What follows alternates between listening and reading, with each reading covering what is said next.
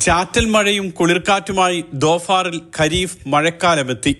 മലയോരങ്ങളിൽ ഒറ്റപ്പെട്ട മഴയുണ്ട്. കഴിഞ്ഞ കുറേ ദിവസങ്ങളായി മൂടിക്കെട്ടിയതായിരുന്നു സലാലയിലെ ആകാശം. നഗരപ്രദേശങ്ങളിലും മലയോരങ്ങളിലും മഴയെത്തിയതോടെ പ്രദേശത്ത് ഇനി സഞ്ചാരികളുടെ പ്രവാഹമാകും. ഇത് വ്യാപാരികളിലും പ്രതീക്ഷയുടെ ചാറ്റൽ മഴ പെയ്യിക്കുന്നുണ്ട്. സെപ്റ്റംബർ 21 വരെ നീളുന്നതാണ് ഖരീഫ് മഴക്കാലം. ഖരീഫിന്റെ വരവറിയിച്ച് മലയോര പ്രദേശങ്ങളിൽ ദിവസങ്ങൾക്ക് മുൻപ് തന്നെ മഴ തുടങ്ങിയിരുന്നു. മലമുകളിലും താഴ്വാരങ്ങളിലും മൂടൽമഞ്ഞും തുടങ്ങിയിട്ടുണ്ട്. മഴ ശക്തമാകുന്നതോടെ ദോഫാറിലാകെ കുളിരു പരക്കും.